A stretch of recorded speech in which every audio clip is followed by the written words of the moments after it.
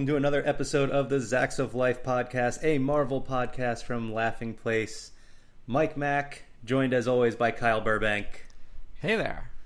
So if you were at the D23 Expo recently and you stopped by the Laughing Place booth, you probably saw Kyle because it was like a 99% chance he was there.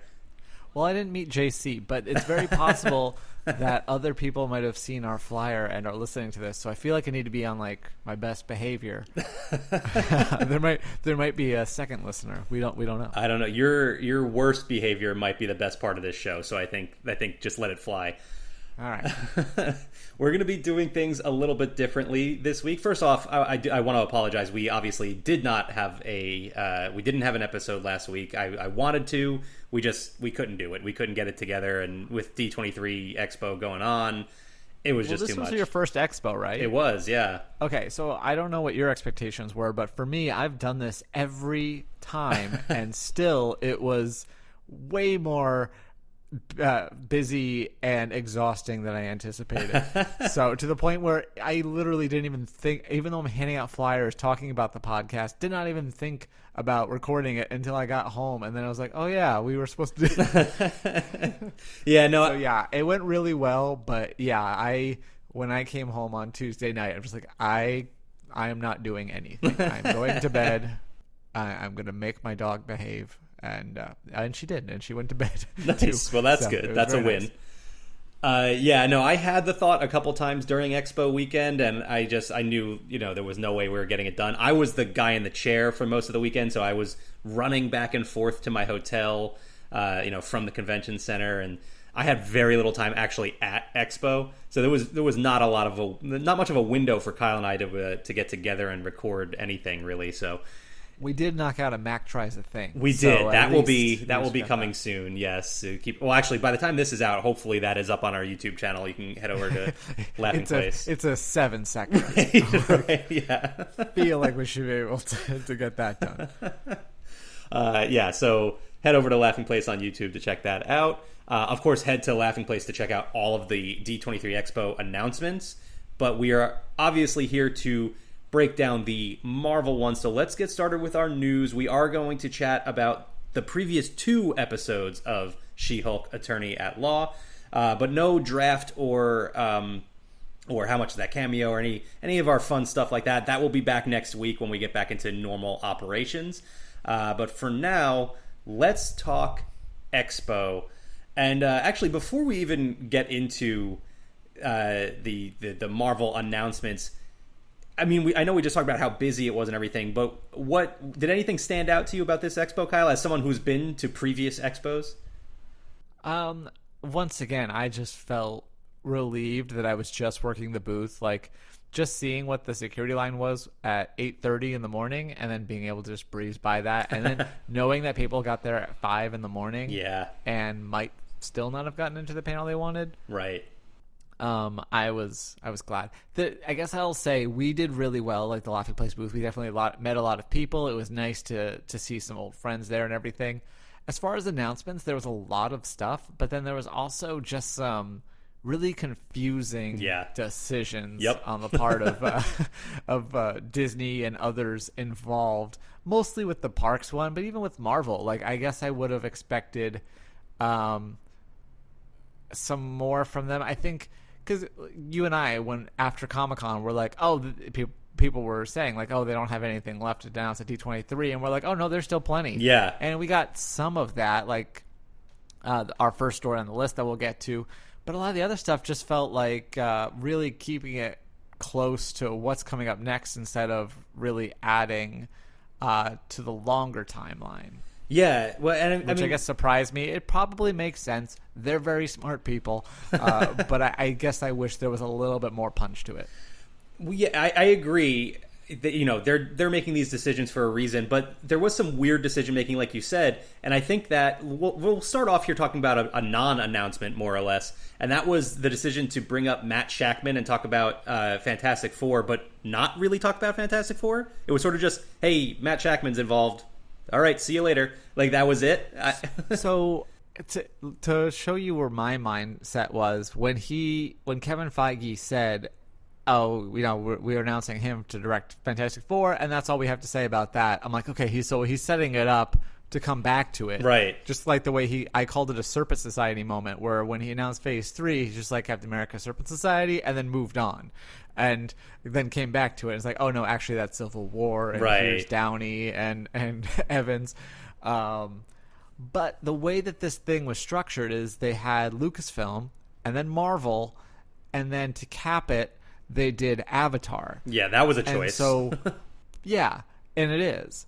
And I was like, okay, well, maybe they can bring out Marvel again at the end. But then I quickly realized, oh, no, they can't really do that. They have to pretend that Avatar's a big deal, and James Cameron, this really is like the most exciting thing that's going to happen. So they're not going to go backwards, even though that would make a lot of sense. So that's what I was setting up for. It seemed like kind of like the Apple One More thing, or like a Marvel post-credit scene. We didn't get that, and I don't know if they ever planned to, but I feel like there is some studio politics involved in why that couldn't be. Yeah, and I wonder if our reaction is partially due to like a San Diego Comic-Con hangover, and with how much they blew our minds there, that I guess the bar was just set a little bit higher, and they didn't quite reach that, which I didn't fully expect them to, but expected a little bit more than what we got, I think. Well, I mean, that's also kind of a theme. Going back to the Parks one, there was all sorts of things where they'd bring somebody out and you'd be like, oh my gosh, what does this mean? Oh my gosh, what are they teasing? And then it was just, oh. Well, since we're not going to talk about it, so the fact that they're like, hey, everyone loves Figment. You guys know Figment. Well, in a couple years, you'll be able to meet him. It's like, oh, I thought you were going to announce an actual ride. Right. Here's Jon Favreau. Or a show. Oh, my God, Jon Favreau. What are they going to do with Jon Favreau at the parks? Oh, it's the Mando meet and greet that they announced months ago. Only at Disneyland. That we're just seeing it. And, of course, only at Disneyland, yes. So, yeah, couple things like that where a little bit of letdown. As my dog just completely ignores the rules and jumps right onto the couch. What? No, Rigby. She was biting a cord. Can't have that. No, but just ask anyone that lives over here by Walt Disney World how they felt about the parks panel, and they're going to tell you they were disappointed. But to be honest with you, Diane. All right, let's get into some of the Marvel announcements that we did get, and we'll start off with what I would think is the biggest one, and that is the team that will be on the involved. Movie side, yes. The team that will be there is a Parks one that we'll talk about a little bit later, but we're going to start with the MCU, and we got the team that will be involved in the Thunderbolts. So yes, we expected this one. I think we talked about this several times. We kind of assumed we would figure out what characters would be put into this film, and I'll run through the lineup real quick. Obviously, we've got Contessa Valentina Allegra de Fontaine, but then the lineup of other characters includes Ghost, Red Guardian, Yelena Belova, the Winter Soldier, U.S. Agent, and Taskmaster. Any of these particularly stand out to you? Oh, well, first of all, the absence of Zemo stands out to me. But no, I guess I'd say Bucky, of course. And this was meant to be like the big surprise, the post-credit scene almost of this announcement. Right. As I wasn't in the panel, but from my understanding and the way that some of the photos looked, it looked like they were kind of announcing them one by one. Mm-hmm. And then they had Florence Pugh phone in, basically. So she was announced. And then they revealed Bucky, and Kevin even said something like, "Oh, when a team, when you have a team and the Winter Soldier is the most stable among them, you know what kind of a team it is, or something like that." And so, I think that was definitely meant to be the curveball. I would definitely agree. I didn't expect to see Sebastian Stan returning as Bucky in this film, and you're right though. Zemo, the absence of Zemo is the big question mark here. I do expect them to add him eventually. I guess we'll have to wait and see if that changes, because I don't know, it just feels like it would almost be distracting from this entire movie if we were going through this and Zemo is not a part of it. So I think they'll definitely want... I mean, you never know. There's all sorts of variables that could have created a situation where he will not be in the film, but I would think they'll add him eventually. We'll see, some sort of surprise at some point. Yeah, I think that's likely. I mean, especially now that you do have John and Bucky involved. Yeah. Yeah, I also will say another surprise in this lineup for me is Red Guardian. I did not expect to see David Harbour return. And had we known this news a couple weeks ago, we probably wouldn't have let Mike draft him as his Ben Grimm casting for the Fantastic Four. Because I assumed he was going to be a one and done. I didn't expect to see him in the MCU again, and here we are. Yeah, no, I think that's awesome. Yeah, love that. I do like this lineup a lot. I just want the addition of Zemo, maybe Abomination as well. I guess we'll see. I know he's going to pop up again in She-Hulk, so we'll see if that changes anything. But yeah, I want Zemo added to this team. Aside from that, I really like it. Thunderbolts is currently set to hit theaters July 26, 2024. So still got plenty of time for them to change things up with this movie. Now, there were a couple of trailers. Well, there were a few trailers shown at the panel. However, only a couple of them were released to the public. I also was not in this panel, so I didn't get to see the stuff that the audience did. They saw some footage for Echo. I believe it was actually a trailer. From what I've heard, it was a trailer for Echo. There was some footage for Ant-Man and the Wasp: Quantumania, and I believe the Marvels as well. So they got to see a lot of stuff. We won't really be talking about it because we didn't see it. So can't really speak to it too much. I did hear some opinions that the Echo stuff was some of the best they showed in the entire panel, although Benji did not agree with that statement. So I don't know. Yeah, I wish I got to. Why did they invite us? Right? I wish. I mean, a big time podcast like us. Come on. It was so sad. Mike would keep putting things into do, like this trailer, and I'd be like, nope. I'm like, less work for us, but also nope. Yeah, can't talk about it if we didn't see it. But we did see the trailer for Secret Invasion, and I want to get your thoughts on that one. It was. I enjoyed it. I guess I was expecting a little more of the story. Like, I felt like it was more just like. It was a teaser. It's our first look. I like the stuff. I mean, it looks like it doesn't look like a TV show. And right. Not that the other Marvel shows really have. Like, they've definitely been a step above. But this one, well, aside from WandaVision, yeah. Well, this one looks very cinematic. And yes, yeah. And so many questions about what's going to be happening here.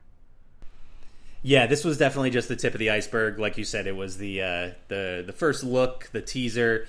I'm assuming we are going to get another trailer that shows, Skrulls, for example. I know there was one Skrull. Well, let's say there was one Skrull in Skrull form in that trailer. Yes. For all we know, it might have been nothing but Skrulls throughout the entire trailer. Can we just? This whole trailer is this week's Skrull. Is that fair? Yes. This week's Skrull. But yeah, I really like the vibes of this like spy thriller that they've got going on. It was, this is the kind of movie that I would like if this were not in the Marvel universe at all, and I just saw this trailer, I would think that is a movie I want to go see.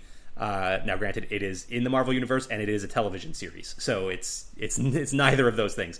But I am definitely looking forward to this. Really curious about any other characters that might show up. I mean, we know we got Rhodey, but this is very much a Nick Fury show from this one trailer. And Secret Invasion, as I've talked Maria probably Hill too much was about. Also in it. Okay, right. So a negative. What? What's wrong with Maria Hill?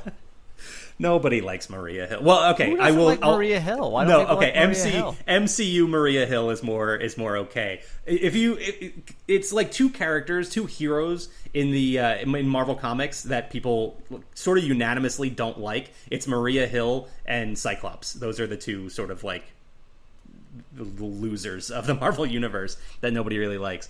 But MCU Maria Hill, sure. I love Kobe Smulders, so I am excited to see her back. So Hawkeye is off that list now? Like, Hawkeye was the Avenger everyone made fun of, but then he Hawkeye, gets a TV right. show and wears purple and everyone's on board? No, it's different. Hawkeye is sort of the, like, he's like you said, the one that everyone makes fun of. Like, he's the joke. But Maria Hill and Cyclops are... I can't come up with another word that I can actually say on the podcast. They're not the most likable people in the comics, at least. Okay. But yeah, so this show looks like it's going to be very much focused on Nick Fury, and I've talked about the Secret Invasion comic arc in the past a whole bunch, and it's a very big comic story involving Tony Stark and Steve Rogers and Peter Parker and all of your favorite heroes. So I'm really curious to see if there's going to be any other role. I would guess it's not going to be that you're going to see a bunch of those characters appear in this series, but rather this series spins out into more. That's fair. If they don't just keep it self-contained. It's going to be really interesting to see which way they go with this. I'm hoping that they are willing to go bigger with Secret Invasion. I know there's a lot of other stuff going on, but this is a story arc that deserves more time to breathe, like I thought Civil War did as well. So hopefully that is the case, but we'll have to wait and see. But for now, I really, really like this first trailer and love the vibe of the show in general. Let's talk about another trailer that we got to see. And this one was different. I still haven't watched it. I completely forgot about it. No. I'm a poor podcaster. I did not do my job. Do you want to take a second and go watch it right now?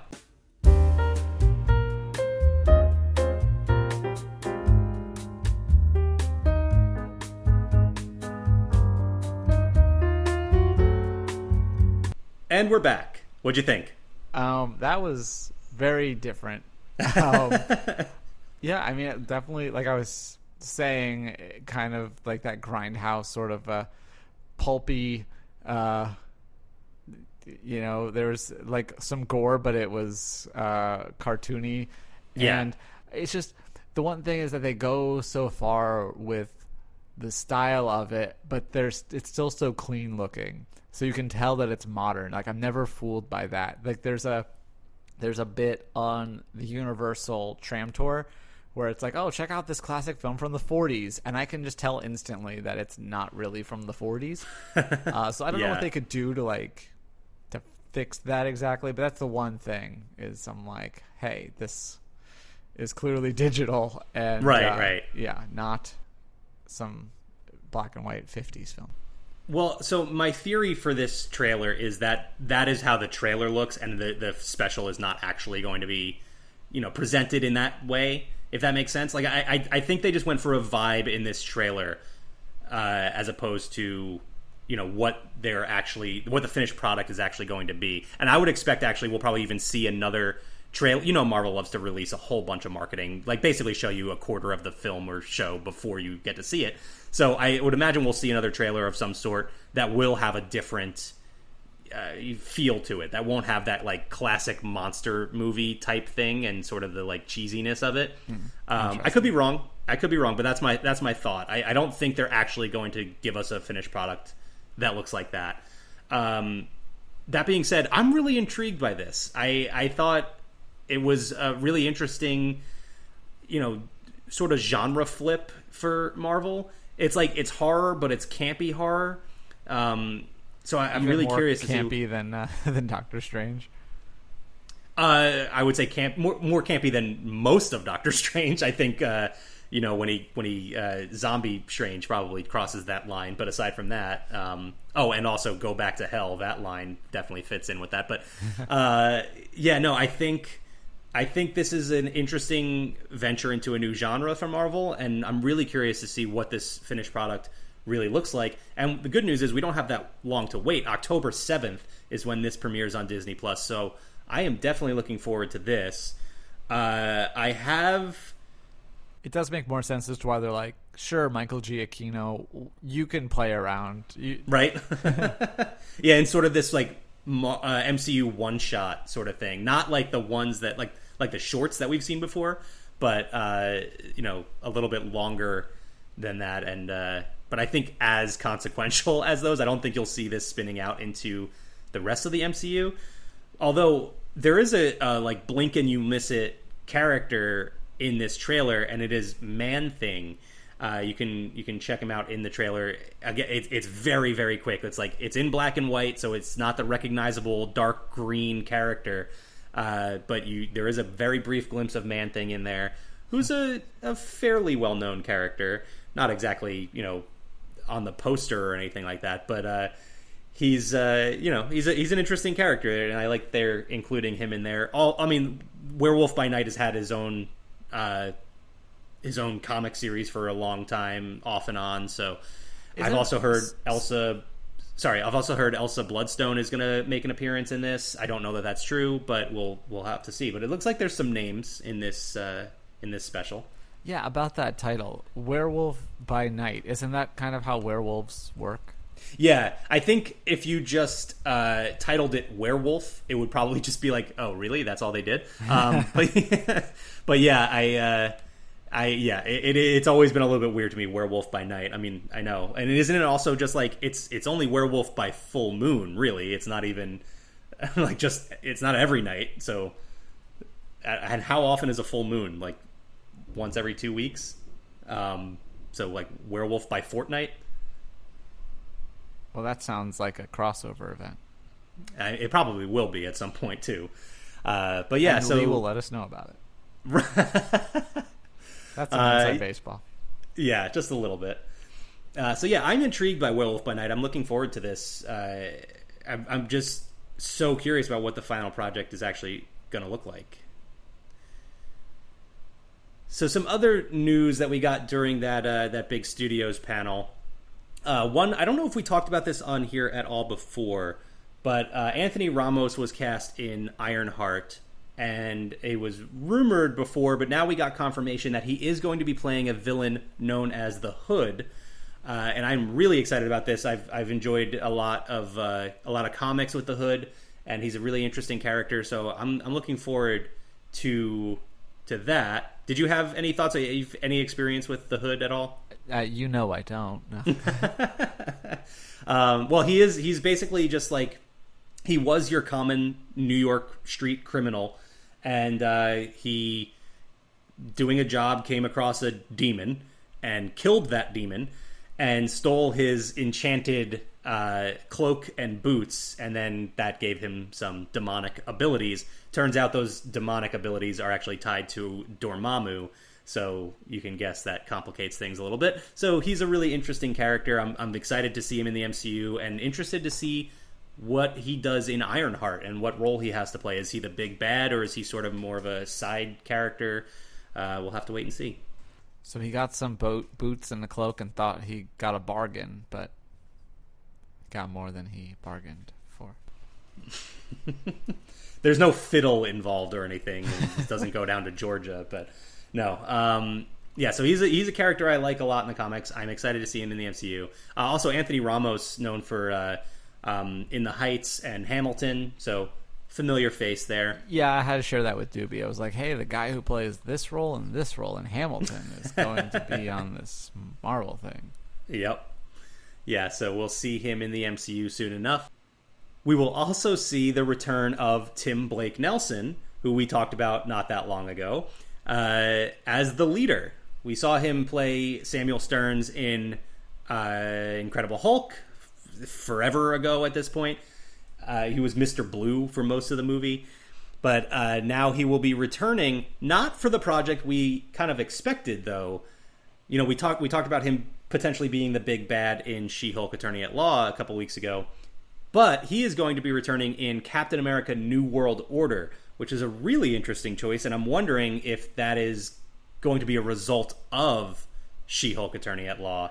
Well, I would say that it does, unless they specifically said as much, it doesn't preclude him from still being in. Sure. Right. Yeah, no, that's what I mean, is like, it's very possible we see him make an appearance in She-Hulk Attorney at Law, and then that spills out into into Captain America New World Order, which not two projects I would have connected the dots on. So that is an interesting thread to throw out there. But I also I like the casting. I like the character. I'm interested to see him come back, and I'm glad. You know, we never got the individual Hulk movie with Mark Ruffalo, not yet at least. But the leader is sort of the Hulk villain, so it's a good character to include.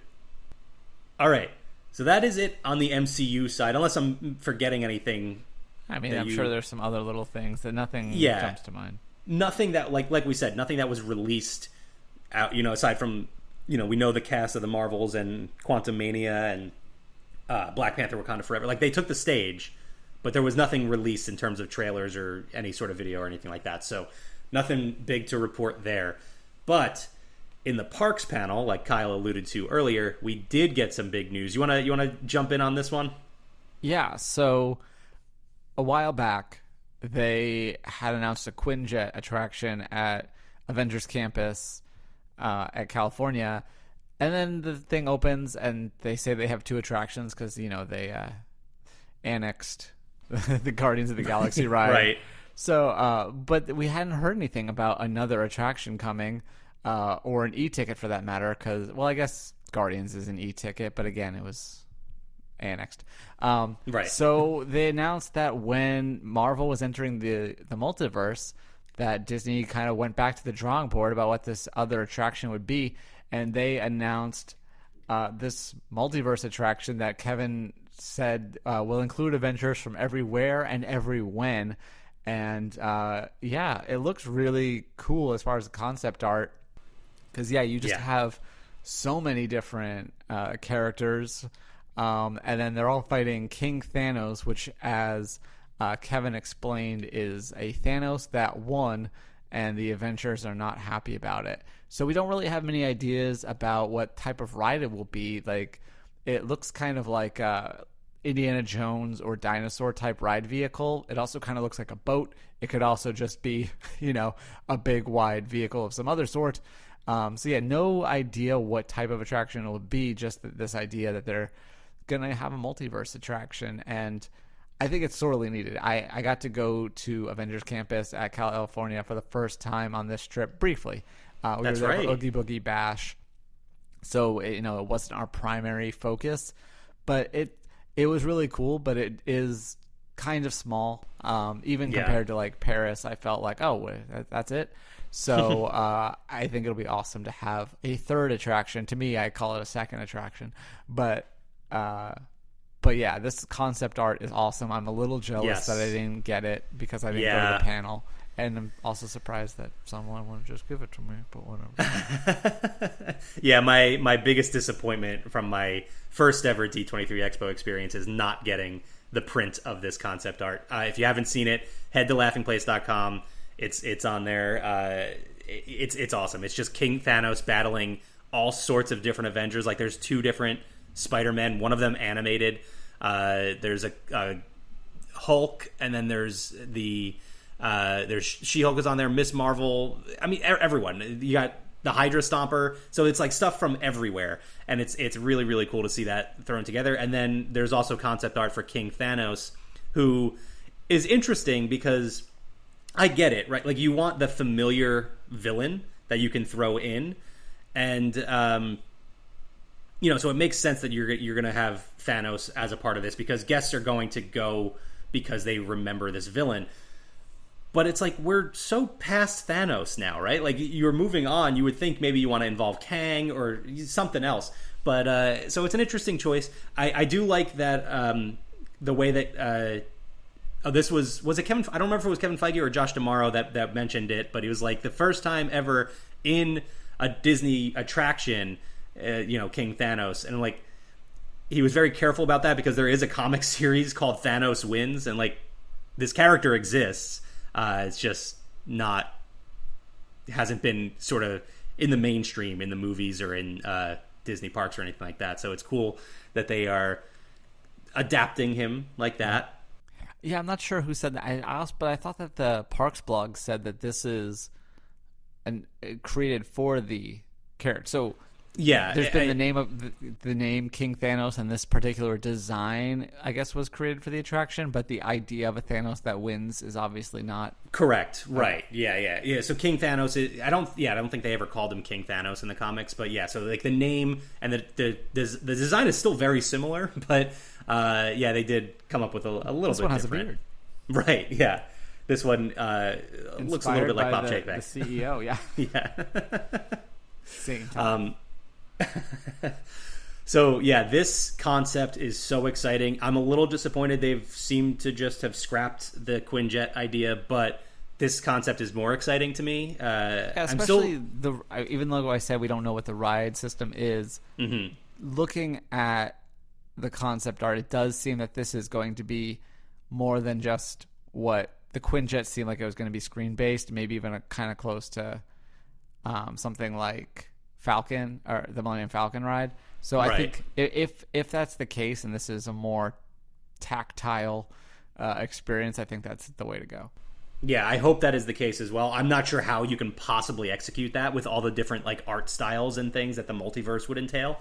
But well, I don't mind if they're screen. I think sure. There's obviously going to be screens, but I would like to, have real motion or something like Spider-Man, Universal, versus just another purely screen-based simulator. Yes, no, I totally agree there. One question I want to ask you, because you have a better understanding of this park and the layout and things like that. So the original thought for the Quinjet attraction was that you were going to be entering through the Avengers campus, the Avengers compound, like the headquarters. I'm curious if that is still going to be the case. This seems as though it would be better suited for like the sanctum, the ancient sanctum, and entering somehow through that. Is that even possible to route around that way? Is there space there? I know that direction is Cars Land, so I'm not sure how they're going to lay this out. Well, they've solved bigger problems before. I'm thinking a Haunted Mansion, for example, where you enter through a house and cleverly end up on the opposite side of the berm in a show building and then come back through a house. So, I'm sure they'll figure it out. I actually, while I do know that park, I don't necessarily. Also, I'm a little sad. Like, we kind of got to walk through the Sanctum area, but not entirely because it was closed off. Like the photo op thing with like the sinking floor and things like that. Right. I did see Agatha over there though, so that was kind of cool. Yeah. I didn't get to spend a ton of time. So while I was able to kind of get my bearings to be like, oh, okay, so this is over this way because it looks totally different from what was there, and I didn't spend enough time there to really dive in. Not like you, who spent an entire day there. And I'll tell you what, if I went to DCA tomorrow, I would also spend almost my entire day there again. No question. Okay, few other little pieces of news. A couple more from D23 Expo, and then one that actually just came out a few days later. First, Moon Girl and Devil Dinosaur. We got the date announcement, February 10th. We still have a little bit of a wait for that. I'm a little bit surprised by that, but I actually got to see the first episode, which was kind of weird. So I went to a specific Moon Girl and Devil Dinosaur panel, and Lawrence Fishburne came out, Diamond White, Fred Tatasciore, and some of the cast and creators of the show. So it was really cool, and they showed us the first episode. First time ever anybody has seen it outside of the creators of the show itself.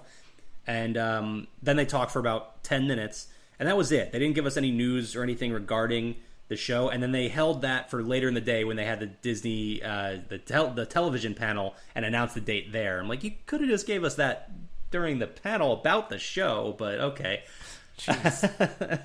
But I will say the first episode is fantastic. I won't spoil anything or anything like that. It's really funny. It's very heartfelt. It's a great family show.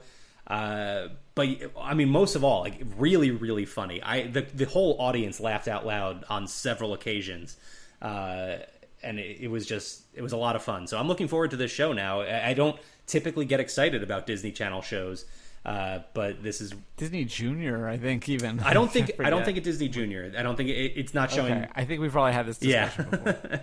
But no, Disney Channel, and then it'll be on Disney Plus as well. Though we don't know. It almost seems like they're going to do weekly releases on Disney Plus, like episodic, but I'm not entirely sure about that. So yeah, Moon Girl and Devil Dinosaur, February 10th.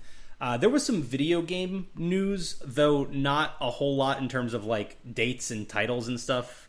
They showed us some more footage from the Midnight Suns game. There's a new like World War II set game with Captain America and Black Panther and some other characters that looked really, really awesome. They showed sort of like no gameplay footage or anything like that, but a trailer for it that looked really, really cool. So I'm excited about that. But the sort of big one here is a mobile game from Niantic. called Marvel World of Heroes. And if Niantic sounds familiar, that's because it is the video game producer for, or video game developer for Pokemon Go. So we are essentially getting a Marvel Pokemon Go type of experience where you are going to go out and use AR and team up with your favorite Marvel heroes in the real world. So I'm excited to try that out. Did you play Pokemon Go at all, Kyle? Just a very little bit, just because that was when AR was very new still. Yes. And so, yeah, I didn't really play it, but I downloaded it. Yeah, I think everybody at least downloaded it and played it for a little bit. But I definitely played it for a couple of years and really, really enjoyed it. I know I have friends that are still playing it today, so I know a lot of people are. So if World of Heroes is anything like that, I'm on board and looking forward to it. Sounds life ruining. Yeah, definitely possible that could happen. Last bit of news, we're going to head back to the MCU, and we learned that Jeff Loveness, I'm not entirely sure how to pronounce, but he's going to be writing Avengers: The Kang Dynasty, and I love this choice, not really because I'm familiar at all with his work previously, but because he did write Ant-Man and the Wasp: Quantumania, and I like the consistency. I thought you were going to say you liked it because he looks like Jake Gyllenhaal meets Aaron Rodgers. That is true too. Also, go to laughingplace.com, see his picture on this story. That's what he looks like. It's Jake Gyllenhaal and Aaron Rodgers mashed together. But no, I like the consistency of having the same writer for Ant-Man and the Wasp: Quantumania and Avengers: The Kang Dynasty, and carrying that Kang thread between those two movies. That just that allows us to avoid the issues we had with the Star Wars sequel series, and Marvel has done such a good job of that, of keeping the same creative teams together to make things consistent. And I'm just glad that is continuing. I am still curious. Again, this goes back to when we learned that Destin Daniel Cretton was directing Avengers: The Kang Dynasty. We don't know who will be writing Avengers: Secret Wars, so it could still be the same creative team for that movie as well, but they haven't announced it, so I'm curious about that. All right, let's move on from news, and let's get into some stuff that hit Disney Plus before we dive into She-Hulk. We're not going to go in depth on it, but Disney Plus Day happened, right before D23 Expo, because we didn't have enough going on that week, and Thor: Love and Thunder debuted on Disney Plus, and I know the answer to this, Kyle, but I feel like I need to ask you on the podcast, have you watched the movie in English yet? No. I've watched the opening scene. I've now seen Gore talk to the sun god or whatever, and that's it. Okay, all right. So you understood that conversation now. Yeah. But yeah, I would assume you're going to want to watch that in English at some point. It's on the docket for the weekend, and that weekend cannot come quickly enough. Of course, when you're listening to this, it will have just passed, and just assume it was glorious. I will admit, I haven't watched it yet either. We've both been very busy, as we've been saying. So both with D23 Expo and then catching up after the expo, like actually busy, not just like that fake kind of busy where I'm like, oh, I'm so busy and that's why I'm watching YouTube videos and right, exactly. Yeah, no, we're both still playing catch up right now, and so yeah, I haven't watched Thor: Love and Thunder yet since it hit. I almost said D23. We're both fried right now since it hit Disney Plus, but I have watched Assembled, the making of Thor: Love and Thunder, which also hit on Disney Plus Day. And as is the case with the Assembled series in general, it was a lot of fun. I really enjoyed the behind the scenes look. I don't think there wasn't as much behind the scenes action as we got in like the Multiverse of Madness installment. So there wasn't. I think it was lacking in that, but obviously with Hemsworth and Taika Waititi, it's very funny. Did you talk more about the fact that it's his daughter? There was a very brief segment about her, yes. Okay. It's honestly worth watching just to see Taika walk around in his Korg outfit, as they're filming and he's doing the motion capture with the giant Korg head above his head. It's worth seeing, worth watching for that alone.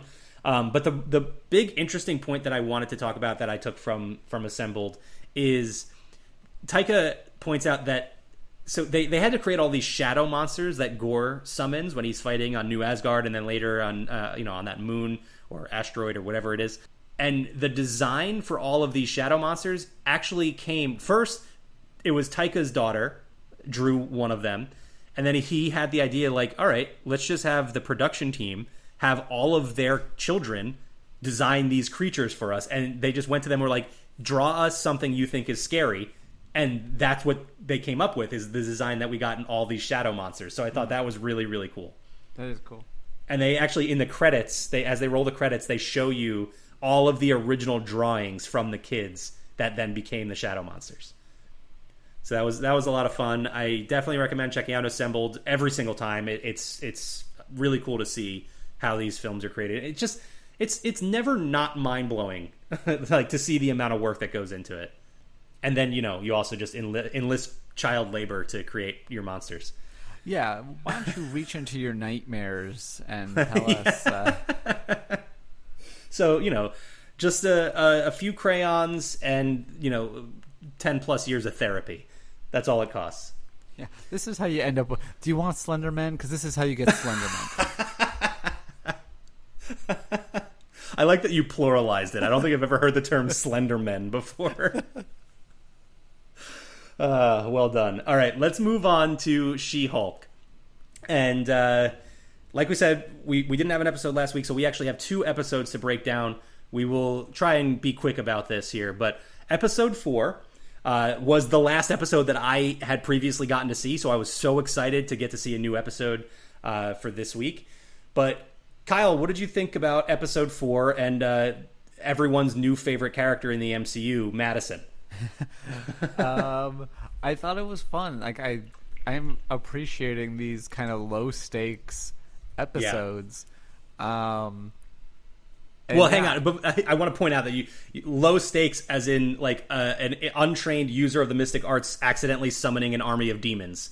That sort of low stakes. Well, okay, 5 is definitely more low stakes than 4, but still, sure, yes. Self-contained, I guess I'd say. These episodic things that don't really point to something much, much larger. And yes. It's kind of refreshing in a way. As much as I love, and I've complained about how, like Moon Knight, we don't have any idea how it connects to the larger universe. This, I guess probably because we already know technically how it connects. It's like, well, she's Bruce's cousin. Yeah. We got that. Wong's in it. Daredevil's in it. But yeah, it feels self-contained, and it just feels like a show. It feels like it should have 22 episodes, honestly. Like, yeah. It feels like they should have just gone all out and done a full-on sitcom, like a full season of a broadcast show. And yeah, they continue to fly by. Every time it ends, we're like, oh yeah. It? Yeah, definitely. I totally agree. I want 22 episodes of this show for sure. I do have to point out my mistake, by the way. I don't know if we talked about it. I think we did probably talk about it on the podcast, but also did a story on Laughing Place that you can check out still, even though it's incorrect at this point. But they showed the beginning of this magic show in not the show itself, but like just a clip where you could see the sign in a teaser before the show even started, airing on Disney Plus. You could see the sign that was kind of blurry, and it said Blaze, and I was like, does that say Johnny Blaze? Is this a hint at Ghost Rider potentially showing up in this series? Turns out the magician in question here, his name is Donnie Blaze, and very much not Ghost Rider. So I will admit I was wrong on that one. We are not getting Ghost Rider. As far as we know, we are not getting Ghost Rider in this series or in the MCU anytime soon. But we did meet Donnie Blaze, this magician who this failing magician, I think we can safely call him, because his actual like magic tricks were not very impressive and was not getting a reaction out of the crowd. But he then resorted to using a sling ring and practicing the mystic arts, and he brought a volunteer, Madison, with 2 N's and 1 Y, but not where you think. Although, can we... Is that not exactly where you would think a Y goes in Madison? Well, she's drunk. She doesn't know. I guess that is like sort of a character trait of hers. She's just always drunk. That's her secret, Cap. But he uses the sling ring to send Madison into another dimension where she meets a demon named Jake, and there's a whole story with her. But basically, she finds her way to Wong, and that's the whole premise of this episode. Is Wong wants to sue to get Donnie Blaze to stop practicing the mystic arts. We find out that he was being trained at Kamertage, but got kicked out for throwing a keg party at Kamertage, which sounds like a great time to me. But he, so he's still practicing the mystic arts, and so the whole thing is Wong enlisting She-Hulk as his lawyer, which is just a hilarious concept, and I really loved this story of this episode here. Well, I also thought it was interesting that the place where Donnie is working is kind of like a parody of the Magic Castle in Hollywood, except that it seems to be like a low budget version of that. Yeah. Because the actual Magic Castle is like prestigious to some degree, and it's a private club, and it's really cool, whereas this seems to be like a tourist trap sort of a thing. Right. And yeah, those poor people definitely look like they are trapped watching this show, so that makes sense. I have to point out my favorite joke, I think, in the show so far, which is the episode after we get the whole thing with Wong and Madison. When we first see Jen Walters in this episode, she, smiles, looks directly into the camera, talks to the audience, and she's like, "You seem happy. I guess you just saw Wong. I love having Wong on. It's like giving the show Twitter armor for a week." Love that. So good. Despite the fact that it clearly has not given the show Twitter armor, I love that they just embrace that concept. Yeah. I want to go back to that demon that I talked about, that Madison met. She met a goat, and then a goat demon named Jake, and he let her go for 6 drops of her blood or something like that. I love, first of all, that the magician's assistant just immediately goes 10% alcohol, though. Yeah, you're right. Which, maybe makes it more valuable. But I love that the magician's assistant is immediately just like, "I know Jake," instead of somebody's like, "You do?" So that's hilarious. Like, what happened to this guy? But yeah, I was questioned. I think first by Becca, actually. She was like, "So is that a Mephisto reference?" I'm not going down that rabbit hole again. I've learned my lesson on Mephisto. I'm out on the Mephisto bandwagon. We'll see. Maybe he pops up in the MCU eventually, but I'm not jumping on anything possibly being Mephisto here. I'm offended.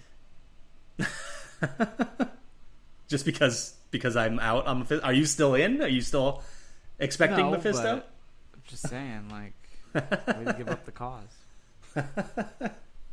Listen, fool me once.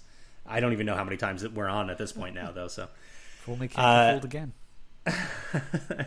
Another big plot point of this episode is Jen trying to swipe date, and it's not going so well with her own profile. So after Nikki tried to convince her a few times, she eventually decides to just go ahead and make a profile for She-Hulk, and immediately gets a bunch of hits. And I love that she looks in the camera and just like, this is demoralizing for Jen. But then we get the montage of her going on a bunch of bad dates.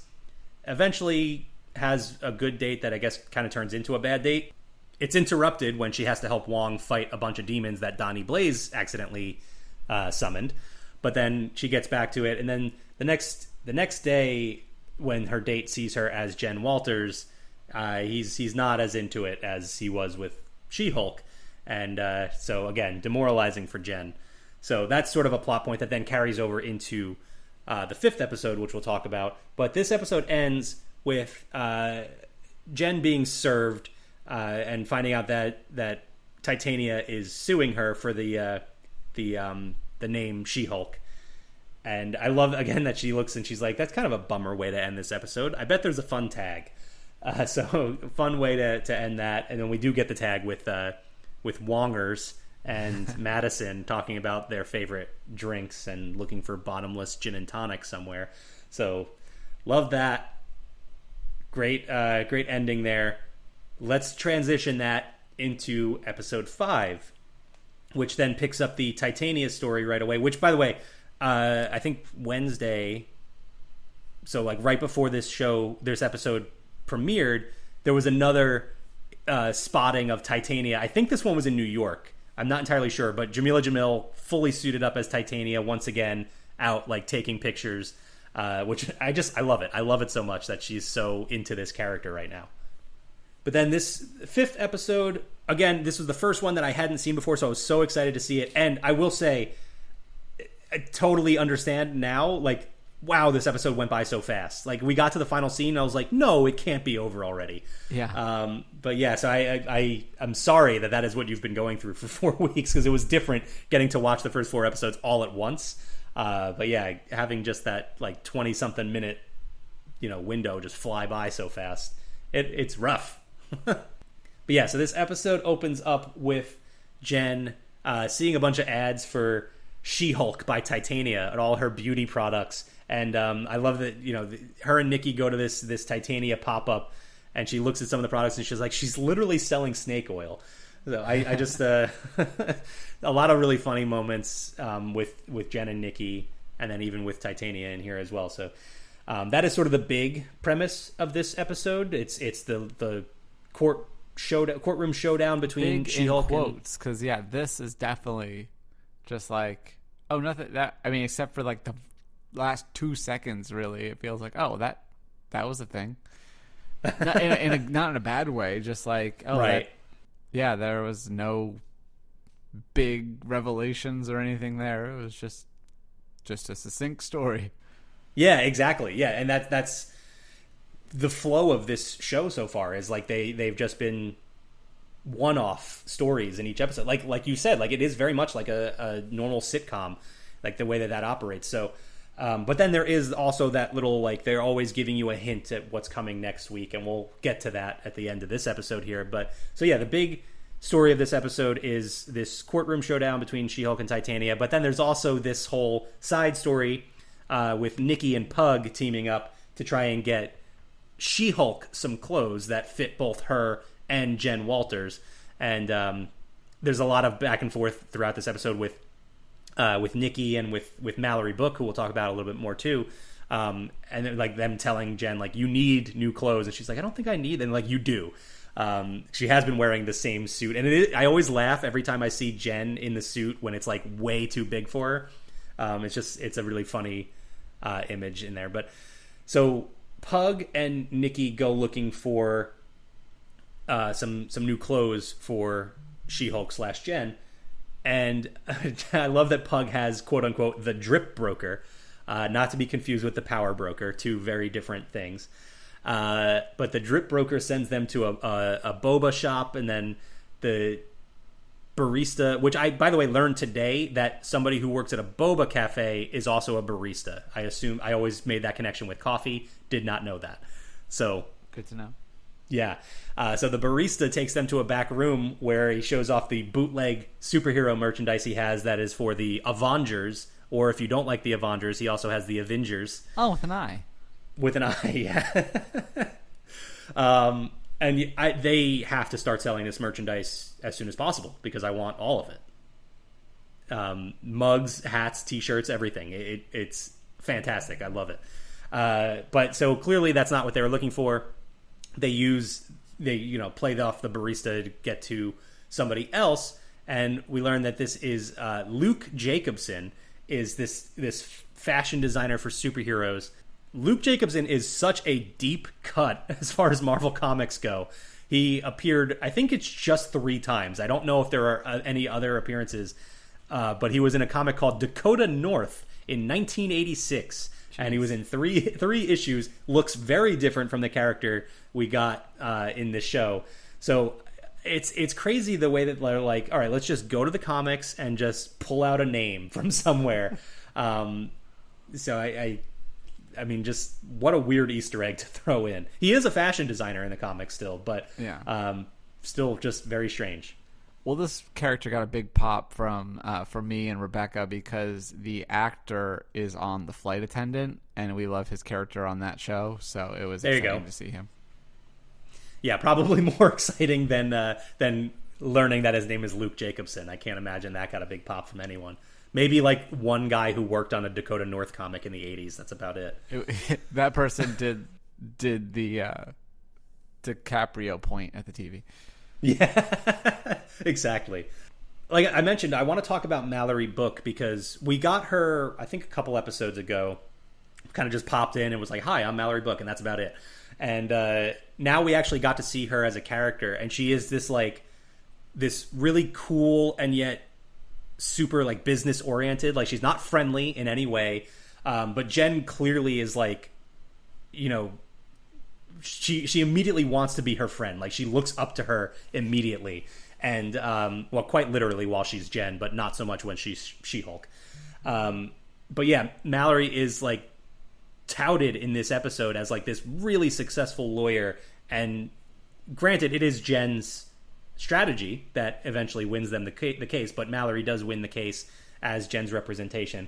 So and then there's this whole thing where like, you know, Jen is like, "Let me buy you a drink," and she's like, "Sure," and Jen is like looks into the camera all excited, and then later blurts out like, "I'm so happy we're friends now," and she's like, is that something I just said out loud? So yeah, Mallory, really interesting character to introduce, and again, a character that was from the comics as well, and sort of has this same reputation as being a really successful lawyer and a little bit standoffish, but also just really cool. So I like the way that they executed this character here. Now, I mentioned Jen's strategy and that her whole swipe dating story arc from the last episode carried over into this one. That's because she had to bring back all of her bad dates. And that made for a really funny moment also, especially where right before they do it, and Nikki is just like, "Oh, that's going to be so embarrassing for you." By the way, Nikki is one of my favorite characters now. If we could go back and do the sidekick draft again, I think I'd be drafting Nikki. Oh, nice. But yeah, so they have this whole thing with Jen's dates, and the one that resulted in the good date is specifically asked, "Would you have gone on this date if it was Jen Walters and not She-Hulk?" And he says, "No, I wouldn't have. She's not my type." And you know, you can see the pain on well, at the time, I guess, She-Hulk's face.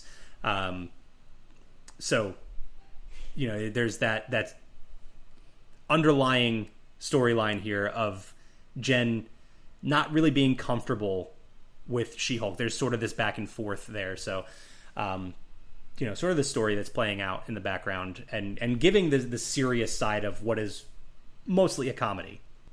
Now, the episode ends after the court case is taken care of. Jen heads to Luke Jacobson to get her new clothes, and we don't get to see anything. We don't get to see what was designed for her. She gets sent into a changing room, and she tries something on, and she says she loves it. And Luke, by the way, is a character that I already love in this show, and he's immediately just like, "Of course you do. I designed it." And very Edna Mode, right? Like a very Edna Mode type of character. But so she loves this suit. Again, we don't know what it looks like, but then he hands her something else, and she's like, "Oh, wow, but I don't know that I would have an occasion for this." And he's like, yeah, you will. Just say thank you. And then he goes off and he's like, "Oh, this shouldn't just be laying around." And then he yells at one of his assistants and puts this box down and then walks away. And we pan over to the box and we see that it is containing the Daredevil yellow helmet that we've seen in countless teasers and trailers at this point.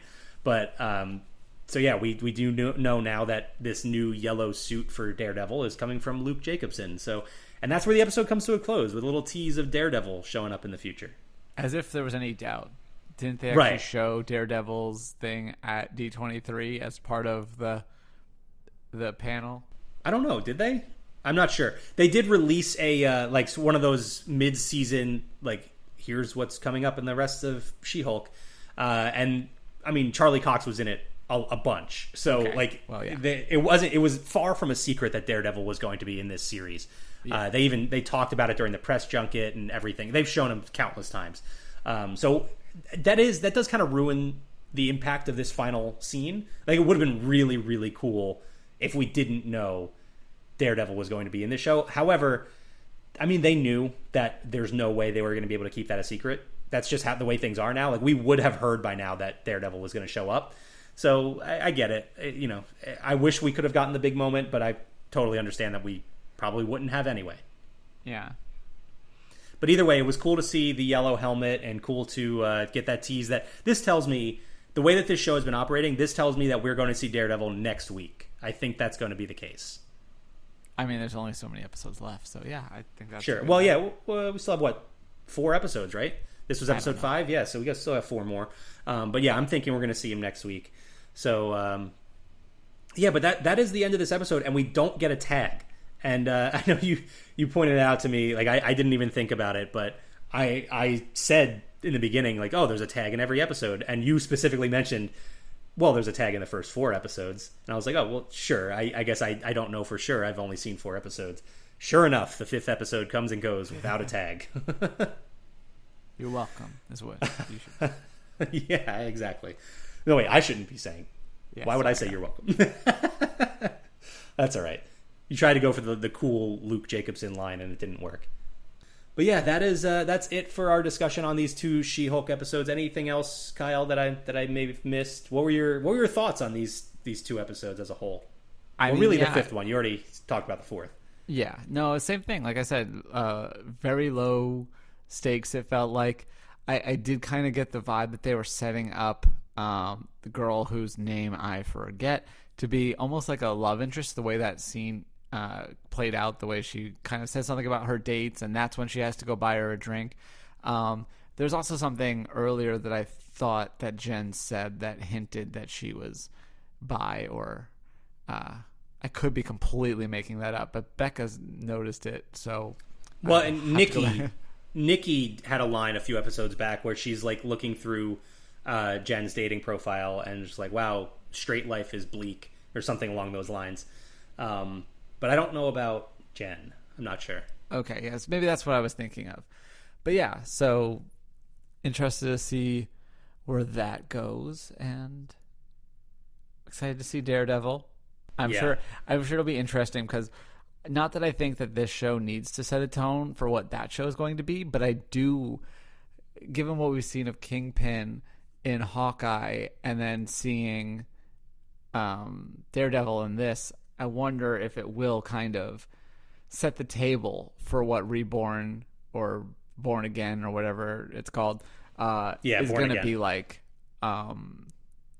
Even if it doesn't end up being as goofy as either one of those, I think it'll set the stage a little bit more. Yeah, I'm definitely looking forward to that. Can I make a prediction for a future episode too? You may. So I think Luke Jacobson is going to become a client for Jen in the future, because we also, in the trailers, remember, we got to look at a very weird looking green character who I believe to be Frogman. I think he's going to be a former client of Luke Jacobson, who maybe lied about his abilities and now is making Luke look bad. And I think you're going to see some sort of legal drama go on there. I think that's how they're going to introduce that character. It'd be interesting to see how they do it. But yeah, so really like this episode. Really loving the show as a whole. But yeah, that's going to do it for another episode of the Zzzax of Life podcast. Thanks, everyone, for joining us again this week. We'll be back to normal operations next week, I think. Yes. So yeah, obviously no draft, no how much is that cameo this week, but we will have that back next week. Speaking of, let me take a second here to look at our results from our previous draft. And I think as we're recording this, there's still a little bit of time left, but Kyle is winning once again. Yeah. This was our sidekicks draft, and I'm telling you, I think the Baby Groot pick is what got you the win here. Maybe. It was very close, but it still is very close, by the way. 40% of the vote for you. Jess and I are even with 30% each. So, oh, wow. But yeah, it's Kyle's on a hot streak in these drafts right now. We'll see if he can keep that going next week. But as always, you can follow us on Twitter at Zzzax of Life Pod. Head over to laughingplace.com for all your latest Marvel and Disney news. Anything else, Kyle? I know Entertainment Earth is still a thing. Entertainment Earth is still a thing, and plenty of exclusives. We just posted about some right now, not necessarily Marvel stuff, but some some new items that you can find over there. So head on over to ee.toys/LPFan or just use the code LPFan at checkout. You'll get 10% off in-stock items and free shipping on orders over $39. All right. I think that is a sign that we are pretty much just burnt out and just that was ready still off to... the top of my head, so I think I did That's pretty well. That's impressive. That is impressive. I mean, that's a lot better than I could do because I specifically kicked it to you to do that because I don't remember it. I already forget what the URL is. So, but yeah, that's going to do it for another episode of the Zzzax of Life podcast. We'll be back next week. Thanks again, everyone. Bye. Bye.